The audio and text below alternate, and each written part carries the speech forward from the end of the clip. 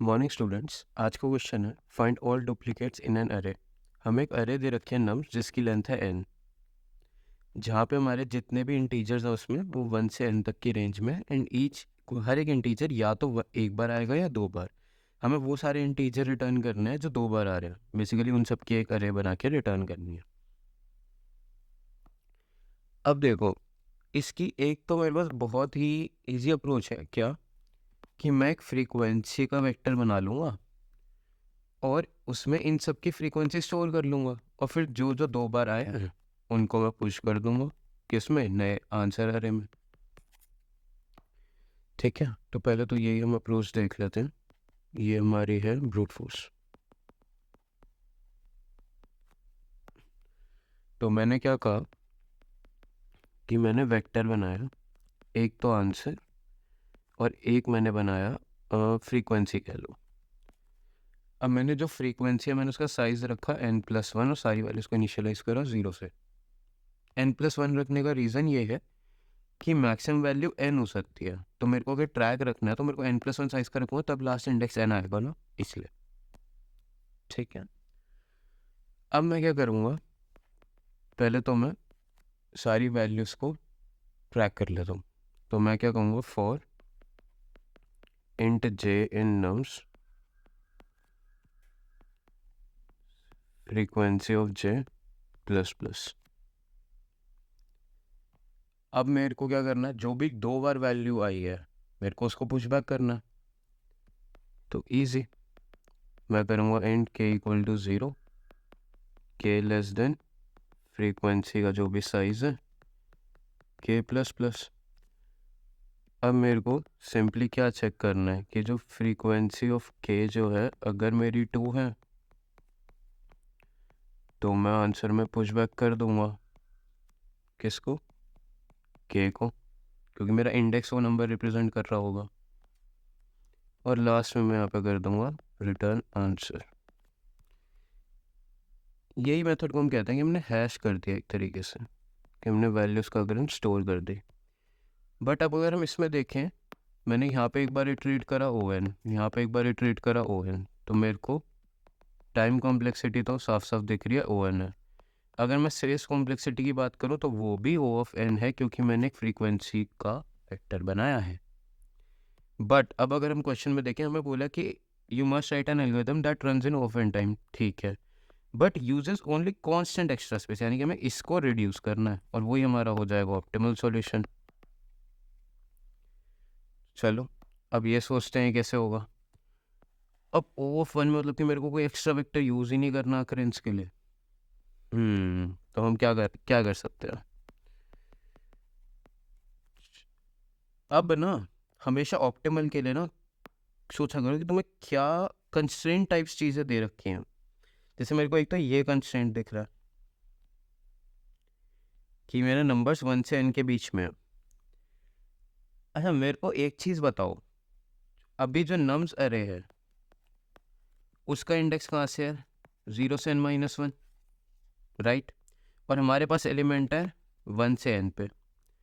तो क्या मैं कहूँ कि सीधा एक -1 का डिफरेंस है। तो क्या मैं सारे डेटा को उसके -1 इंडेक्स से मैप करा सकता हूँ। जैसे कि मैं क्या कह रहा हूँ, मैं ये कह रहा हूँ कि जैसे मान लो मेरा 4 एलिमेंट आया, मेरा पूरे नम्स में मैक्सिमम एलिमेंट क्या आ सकता है जो उसका साइज़ है। जैसे यहाँ पे मेरा साइज़ क्या है, 1 2 3 4 5 6 7 8, इसका मेरा साइज़ 8 है, तो यहाँ पे मैक्सिमम एलिमेंट 8 आ सकता है। क्यों ना मैं 8 को 7th इंडेक्स से मैप करा दूँ। अब तुम बोलोगे कि ऐसे तुम सारे कैसे मैप करा पाओगे। तो देखो मेरे पास इसमें नंबर्स हैं 1 to 8, मैं इसको 0 to 7 इंडेक्स से मैप करा दूंगा, क्या इशू है। अब मैप कराने का मतलब क्या है, अब मेरे को मैप कराना है बट मेरे को -1 भी नहीं करना, मतलब विजिटेड भी ऐसे नहीं दिखाना, क्योंकि मेरे को बाकी भी तो वैल्यूज चाहिए। तो मैं क्या करूँगा, मैं मैप करने के लिए जो भी वैल्यू है मैं उसको नेगेट कर दूंगा। कि यानी कि अगर जैसे मान लो 4 है तो मैं उसे -4 कर दूंगा, मैं बोलूँगा कि ये वाला पर्टिकुलर इंडेक्स मैप हो चुका है। और फिर सिंपल, अब अगर मेरे को कोई भी, मैं दोबारा एक ऐसे इंडेक्स पे जाता हूँ जो ऑलरेडी मैप्ड है, तो यानी कि उसकी अकरेंस दूसरी बार हो रही है, क्योंकि अगर मान लो 2 बार 8 आ रहा है तो दोनों बार उसकी मैपिंग तो 7 से ही है ना, एक कम से। कोड के थ्रू थोड़ा समझते हैं और ज़्यादा क्लियर होगी ये चीज़। तो मैंने क्या कहा कि पहले तो मैंने ले लिया एक वेक्टर एंड आंसर। कोई, अब मैं क्या कर रहा हूँ, अब मैं इटरेट कर रहा हूँ पूरे नम्स में, i equal to 0, i less than nums dot size और i plus plus.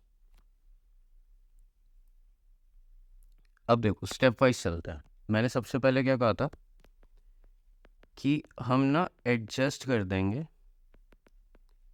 Indexing to 0 based, ताकि क्यों, so that n can also be mapped, और हमें इसका लॉस होगा नहीं, क्योंकि जो 1 है वो भी हमारा अल्टीमेटली 0 से मैप हो जाएगा। ये 1 to n है नंबर, सिर्फ हम इसलिए कर पा रहे हैं क्योंकि -1 करके 0 से n-1 पे इसको मैप कर सकते हैं। तो चलो इंडेक्सिंग को 0 बेस करने का मैं कह देता हूँ कि मैंने इसका एक नाम ही रख दिया, इंडेक्स। अब ये जो मैं इंडेक्स है, मैं इसे बोल देता हूँ absolute of nums of i -1। अब सबसे बड़ा क्वेश्चन, एब्सोल्यूट क्यों बोला? क्योंकि अगर तुम्हें याद हो, मैंने बोला था कि मैं मैप करने के लिए ना वैल्यू को नेगेट कर दूंगा, क्योंकि मेरे को वैल्यू तो चाहिए और वैल्यू मेरे को एब्सोल्यूट i से मिल जाएगी, सिंपल। चलो अब आगे चलते हैं। अब मेरे को क्या चेक करना है कि अगर मेरा वो विजिटेड है तो रिटर्न कर दूंगा मैं डुप्लीकेट को, सिंपल। विजिटेड कह लो या तो मार्क्ड कह लो इस चीज़ को। अब ये भी हम चेक कर लेते हैं। अब मेरा विजिटेड के लिए मैंने क्या बोला था कि मेरी उस पॉइंट पे, उस इंडेक्स पे जो वैल्यू है वो नेगेटिव रहेगी, क्योंकि सारी वैल्यूज इनिशियली पॉजिटिव है। नेगेट करने का, नेगेट मैंने क्यों करा, ताकि मैं नेगेटिव से उसे क्लासीफाई कर पाऊँ, सिंपल।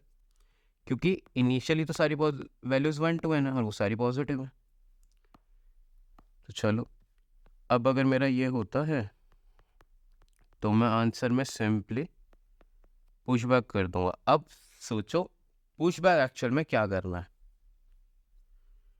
पुशबैक मेरे को करनी है ये वाली वैल्यू जो इस इंडेक्स से मैप्ड है, जो भी इससे मैप्ड है, मेरे को वो वाली वैल्यू पुशबैक करनी है। तो क्या मैं कह सकता हूँ अब देखो, एक तो मेरे पास ये चीज़ है, बट क्या मैं कह सकता हूँ कि अगर मैं इंडेक्स +1 करूँगा तो अल्टीमेटली वो मेरे को यही वाली वैल्यू का तो एब्सोल्यूट ही देगा। अगर वो इनकेस नेगेटिव हो भी गई तो, बट इस पे तो एब्सोल्यूट ही स्टोर्ड है। इंडेक्स +1 तो हमेशा एब्सोल्यूट स्टोर करेगा उस वैल्यू को, और मेरे को वही एक्चुअल वैल्यू थी मेरी, क्योंकि नेगेटिव तो मैंने करी, तो मैं यहाँ पे इंडेक्स +1 कर दूंगा।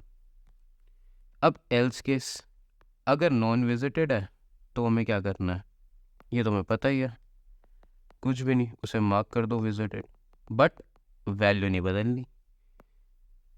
तो हम क्या करेंगे, नम्स इंडेक्स को डायरेक्टली बोल देंगे negative of nums index, right. And at the end तो हमें पता ही है, रिटर्न आंसर। अब अगर मैं इस कोड को एनालाइज करूं तो मेरे को पता कि मैंने पूरे को अल्टीमेटली एक बार इटरेट करा, तो टाइम कॉम्प्लेक्सिटी O(1), और एक्स्ट्रा मैं कुछ यूज़ कर नहीं रहा, तो O(1) इज माई स्पेस, और अल्टीमेटली हमें यही तो चाहिए था। तो आई होप ये क्लियर हो गया होगा। बाकी मैं एक बार C++ के कोड्स डिस्क्रिप्शन में उनका लिंक डाल दूंगा, if anyone wants to check that out they can. चलो फिर, ओके देन, बाय।